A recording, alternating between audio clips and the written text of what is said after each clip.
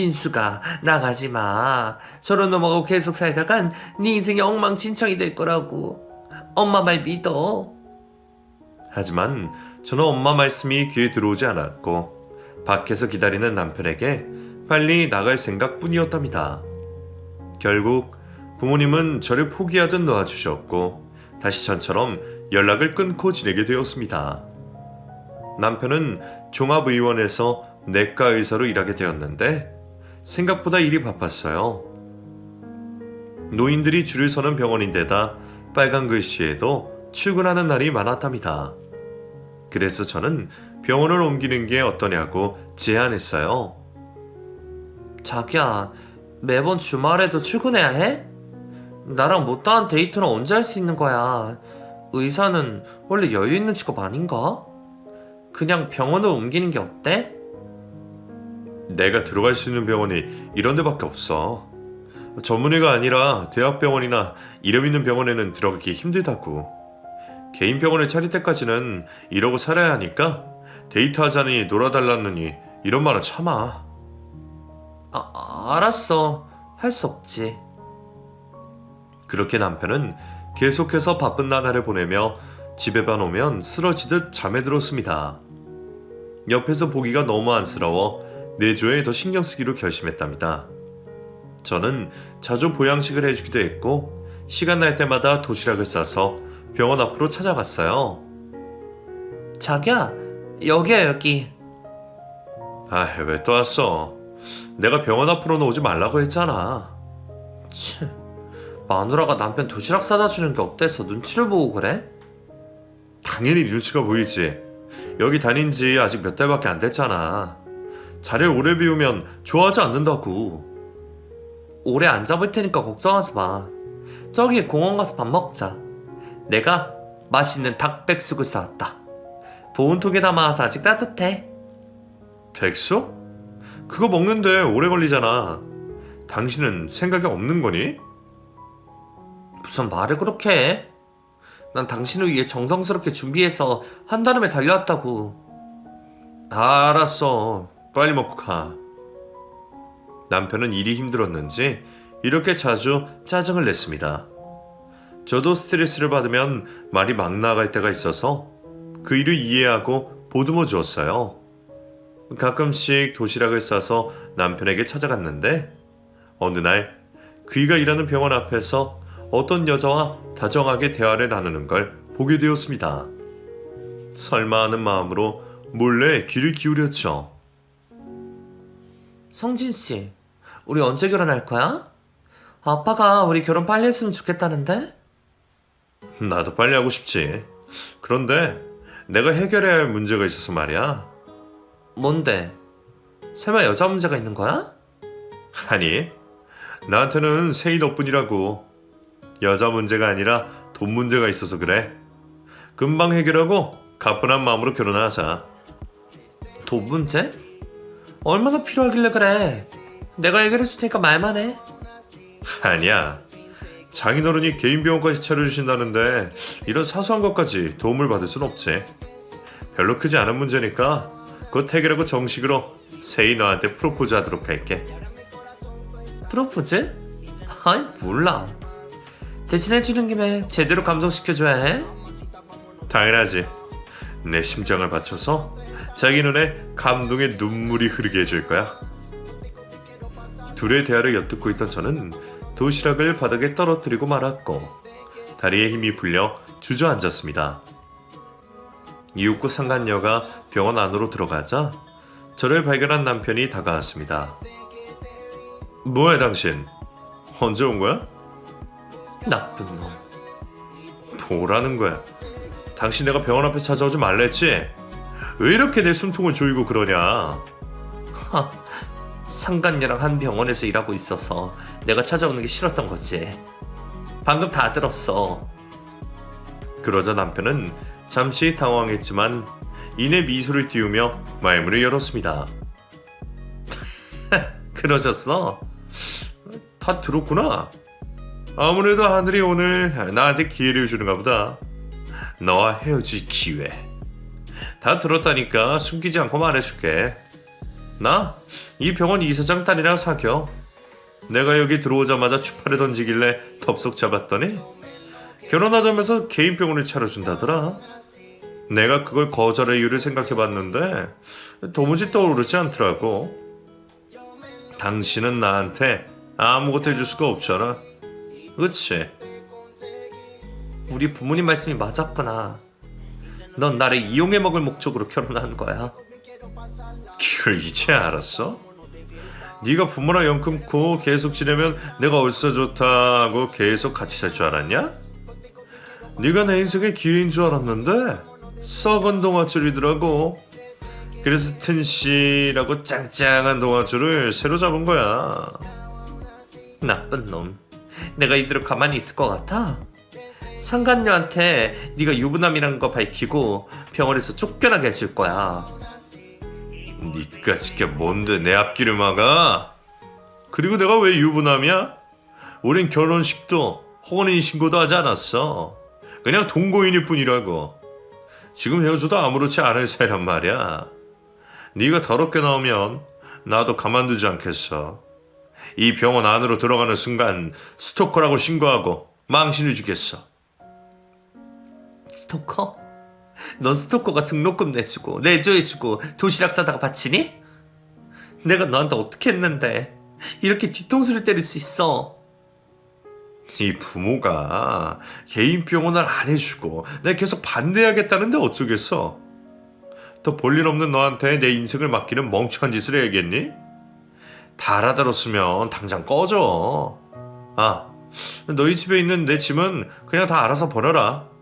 어차피 새로 만나는 여자가 부잣집 딸내미이니 네가 사준 싸구려 옷들은 쳐다볼 일도 없을 거거든. 남편은 그렇게 비웃으며 병원으로 들어갔고 저는 당장 병원 안으로 들어가 복수를 하려고 했지만 몸이 얼어버려서 그 자리에 계속 주저앉아 있었답니다. 그 순간 부모님을 원망한 제 자신이 너무 밉고 증오스러워서 스스로 뺨을 때리기도 했어요. 집으로 돌아간 저는 현실을 직시하고 어떻게 무엇부터 해야 할지 골똘히 생각해 보았습니다. 그런데 남편 짐을 정리하는 것보다 복수를 해주는 게 우선이라는 판단이 들어서 정신을 차리고 부모님을 찾아가기로 했어요. 비록 오랜 시간에 불효했지만 도움의 손길을 내밀 곳이 부모님밖에 없어서 염치불구하고 친정으로 갔답니다. 네가 여긴 웬일이냐? 애비 가슴에 대못이 맞고 나가더니 뭐 아쉬운 게 있어서 찾아온 거냐? 아빠, 죄송해요. 아이고, 들어와서 이야기하자 이 화상아. 집 안으로 들어가자 엄마가 따뜻한 밥을 차려주셔서 아무 생각하지 않고 배불리 먹기만 했습니다. 그리고 제가 부모님을 찾아온 이유를 말씀드렸어요. 부모님이 본 남편의 모습이 정확해요. 그이는 제가 아닌 저희 집안을 보고 결혼한 거였어요. 이제 애비 말이 귀에 들어오냐? 진수가 과거를 탓하진 않으마. 대신 앞으로 네 인생을 좀 제대로 살았으면 좋겠다. 다니던 회사 정리하고 아파트 사업을 배워서 세상 보는 눈과 사람 보는 눈을 높이라고. 네, 그렇게 할게요. 저는 제가 똑똑하고 잘난 줄 알았는데 전혀 아니었어요. 저는 엄마 아빠 보란 듯이 혼자 잘할 수 있다는 걸 보여주고 싶었어요. 두 분의 도움 없이 제 인생을 잘 살 수 있다는 걸 말이죠. 그 애정결핍 때문이냐? 변명처럼 들리겠지만 아빠 엄마도 부모가 처음이라 서툴렀던 것 같다. 가정을 위해 일한다는 이유로 너와 많은 시간을 보내지 못해 미안하다. 하지만 진숙이 널 단 한순간도 사랑하지 않은 적 없어. 이제라도 우리를 용서해주면 안 되겠니, 딸아? 아빠의 진심을 듣자 눈물이 폭우처럼 쏟아내며 두 팔을 벌려 부모님 품에 안겼습니다. 서로 미안하다는 말을 수백 번 하며 화해를 하게 되었죠. 그리고 나서 남편이 저에게 한 짓을 똑똑히 전했더니 아빠가 고개를 끄덕이며 그런 일이 있었구나. 관상은 과학이라더니 딱 그런 짓을 저지른 놈으로 보인다. 라고 말씀하셨고, 엄마는 우리가 그놈한테 개인 병원 차려줬으면 진숙이 네가 평생 쏟고 살 뻔했네. 라고 하셨습니다. 아빠는 남편이 일하는 병원이 어디냐고 물으셨고, 저는 위치와 병원 이름을 알려드렸답니다. 그러자 아빠는 손뼉을 치며 그 자식이 일하는 병원이 거기였어? 그리고 바람난 여자가 그 병원 이사장 딸이라고? 이거 참 세상 좁네. 일이 재밌게 돌아가겠어. 라고 박장대소 하셨습니다. 저는 무슨 말씀을 하시는 건지 몰라 고개만 갸우뚱거렸네요. 아빠는 당신이 다 알아서 해준다며 저에게 편하게 쉬고 있으라고 하셨고, 여기저기 전화를 돌리기 시작하셨습니다. 그러더니 외출을 하셔서 누군가를 만나러 가셨답니다. 저는 많이 울었더니 몸에 힘이 빠져서 이틀을 꼬박 잠만 잤어요. 늦은 오후에 배가 고파서 깨자 엄마가 차려주신 밥을 또다시 맛보았죠. 생각해보니 어릴 적에도 부모님은 바쁜 와중에도 항상 밥은 차려주시고 나가셨어요. 그 감사함을 34살에 깨달았으니 정말 철딱선이 없기 짝이 없네요. 이튿날 아빠가 모든 준비가 되었다는 말씀을 하시며 엄마와 저를 남편이 일하는 병원으로 데려가셨습니다. 어떤 작전을 세우셨는지 한마디도 해주시지 않아서 궁금함을 안고 따라갔답니다. 이윽고 그이가 있는 종합의원에 도착해 안으로 들어갔어요. 1층 로비에는 수십 명의 환자들이 수납을 하려고 대기를 하고 있더군요. 여기 앉자. 조금 있으면 재밌는 구경할 수 있을 거야. 아빠, 도대체 무슨 일을 꾸미신 거예요? 그 자식 진료실에 쳐들어가는 거 아니었어요? 그런 원시적인 방법은 재미없잖아. 지수이 넌 앉아서 구경이나 해라. 그럼 바로 시작해야겠다. 아빠는 누군가에게 전화를 걸어서 시작하라는 말씀만 하시고 끊으셨습니다. 잠시 후 병원 천장에 달려있는 전광판에서 남편의 사진이 등장했어요. 그리고 스피커에서 녹음된 아빠의 목소리가 들려왔답니다. 지금 보고 계신 의사는 여기 종합의원 내과에서 진료를 하고 있는 박성진 의사입니다. 이 의사에게 진료받으신 분들 많으시죠? 그런데 박성진 의사가 어떤 사람인지 알고 진료를 받으셔야 할 것 같아 이렇게 전광판을 이용하게 되었습니다. 보시고 있는 이 의사놈은 제 딸에게 빌붙어서 의대 학비를 지원받았고 생활비, 용돈까지 받아가며 의사가 되었어요. 그렇게 제 딸이 뼈 빠지게 일해서 의사를 만들었더니 저를 찾아와 개인 병원을 차려달라고 요구하더군요. 저는 이를 거절하고 호통을 쳤답니다. 그랬더니 이놈이 이 종합의원의 이사장 딸과 바람을 피우기 시작했어요. 물론 목적은 돈이었습니다. 자기 개인 병원을 차려줄 여자를 꼬신 거죠. 박성진 의사는 제 딸과 결혼식도 혼인신고도 하지 않아 총각 행세를 하며 쉽게 바람을 피웠답니다. 환자 여러분, 의사, 간호사 여러분, 이런 인간이 의사로서 자격이 있는 건가요? 저는 아무리 생각해도 이런 더러운 놈에게서 진료를 받으실 여러분이 걱정돼요. 가만히 있을 수 없었습니다. 제가 잘못 생각했다면 그냥 박성진 의사에게 진료를 받으시고 그게 아니라면 다 같이 몰아냅시다. 아빠의 목소리가 스피커에서 그치자 언제 나타나는지 모르는 남편이 아빠의 멱살을 잡았습니다. 이게 뭐하는 짓이야? 내가 무슨 잘못을 했다고 이렇게 마녀 사냥을 하는 거야? 뭐? 마녀 사냥? 야 이놈아, 네가 한 짓이 얼마나 사악한지 아직도 모르는 거냐? 그리고 내 딸 눈에서 눈물 나게 했으니 이 정도는 해줘야 아빠라고 할 수 있지 않겠냐? 이 노인네가 단단히 미쳤군. 남편이 주먹을 휘두르러 가자 덩치 큰 환자 하나가 남편을 잡고 내동댕이를 쳤습니다. 그리고 수십 명의 환자들과 보호자들이 주머니와 가방에 있던 소지품을 남편에게 집어던지며 온갖 욕을 퍼부었답니다. 그만들 하세요. 고소당하기 싫으면 당장 그만두라고. 하지만 환자들과 보호자들은 돌파 이미지를 멈추지 않고 손에 잡히는 건 뭐든지 던졌습니다. 그리고 잠시 후 상간녀와 병원 이사장이 1층 로비에 등장했습니다. 너 이 자식, 유부남짓지 총각 행세하고 날 꼬셔? 너 같은 놈은 내가 약이야. 상간녀는 짝짝 소리를 시원하게 내주며 따귀를 내려쳤습니다. 그리고 옆에 있던 이사장이 고소장을 남편에게 집어던졌어요. 네가 내 딸을 속인 것도 모자라 내 친구 딸에게도 씻을 수 없는 상처를 줬지. 뿐만 아니라 내 병원의 명의를 실추시켰으니 그만한 대가를 받아야겠다. 고소장은 총 3장이었습니다. 병원은 이사장님과 상간녀, 그리고 제 이름이 적힌 고소장이었습니다. 한 장은 저와 사실혼 관계였기 때문에 외도로 인한 위자료를 청구했고, 다른 한 장은 상간녀에게 총각 행사하며 결혼해서 이득을 취하려 했기 때문에 사기죄로 고소장을 받았어요. 마지막 장은 병원 이미지를 실추한 명예훼손죄가 적힌 고소장이었고요. 남편은 종이 석장을 읽자마자 자동으로 무릎을 꿇더군요. 진수가, 세희야, 그리고 장인어른님들 죄송합니다. 제가 죽을 죄를 졌습니다. 그런데 이건 너무하신 거 아닌가요? 제가 돈이 어디 있다고 이렇게 큰 피해 보상을 해드리겠습니까? 우리 법 대신 대화로 이 문제를 푸는 게 어떨까요? 그러자 아빠와 이사장님이 남편의 양보를 함께 날렸습니다.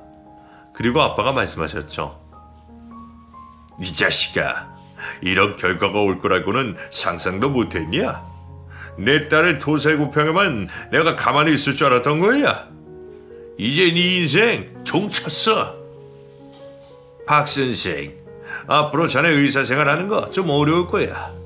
내가 의사협회에 네 놈에 대한 자료를 뿌렸거든. 말도 안 돼요. 제가 지은 죄에 비해 너무 가혹합니다. 장인어른, 제발 선처해주세요. 누가 네 장인이야? 넌 의사도 아니고 돈도 모르는 사기꾼 놈일 뿐이라고. 남편은 모든 걸 체념했는지 무릎을 꿇은 채로 오열하기 시작했습니다. 하지만 누구 하나 그 일을 공감해주지 않았어요. 환자들은 또다시 소지품을 집어던지며 병원 밖으로 꺼지라고 소리쳤습니다. 결국 남편은 의사 가운을 입은 채 병원 밖으로 나가게 되었어요. 그리고 몇 주 뒤 법원에서 다시 만나게 되었는데 피죽도 못 먹었는지 삐쩍 말라서 왔답니다. 꿀 좋다. 어때 기분이? 진수가, 미안해. 내가 잘못했어. 알면 벌 받으면서 살아. 위자료다 손해배상이다 해서 갚아야 할 돈이 산더미니까 개고생하면서 살아보라고. 진수가, 부탁이 하나 있는데 위자료 좀 깎아주면 안 되겠니? 뭐? 이 자식이 아직도 정신을 덜 차렸네. 법원 아니라 따기 대신 몰래 뾰족구두로 정강의 한 대를 때려주었습니다. 진짜 너무드래. 난 그냥 꿈을 쫓은 것뿐인데 이렇게 사람 인생을 망치다니.